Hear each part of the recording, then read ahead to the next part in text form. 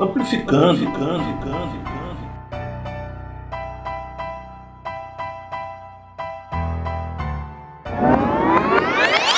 Vamos com um texto do Ailton Krenak, um texto bem interessante, né, simples, mas com vários conceitos que são relevantes para essa nossa reflexão.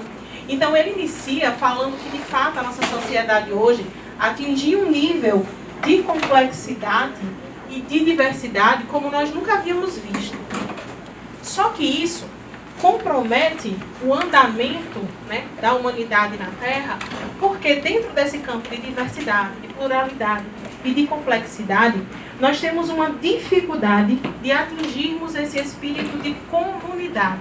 Por quê? Porque os objetivos são diferentes.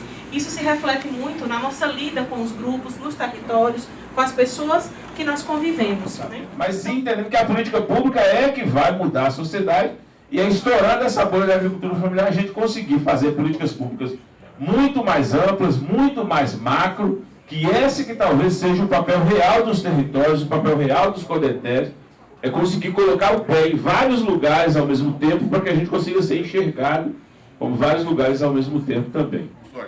Não é papel do Estado botar dinheiro para a SET.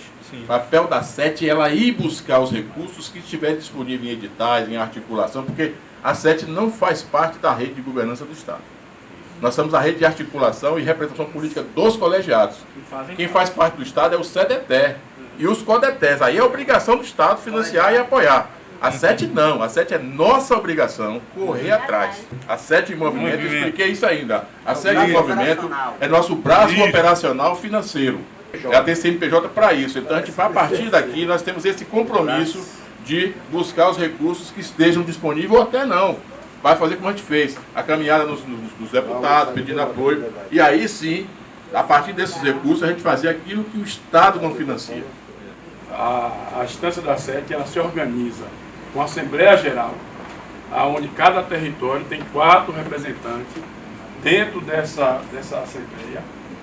Desses 108 pessoas, se tira um de cada território, que são os que estão aqui hoje.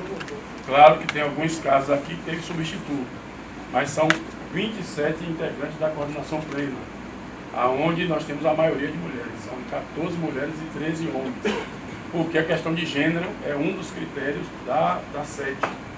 E aí, dessa coordenação plena, é que se tira a coordenação executiva, que são 7 titulares e 7 suplentes, cada um com a função dentro desse processo administrativo. Nós temos, na verdade, uma necessidade de revigorar a questão da representação. Por quê? Porque a gente percebe que tem, ao longo do tempo, essa questão da eu-representação. Né? As pessoas, quando é representante, ela tem uma base representada.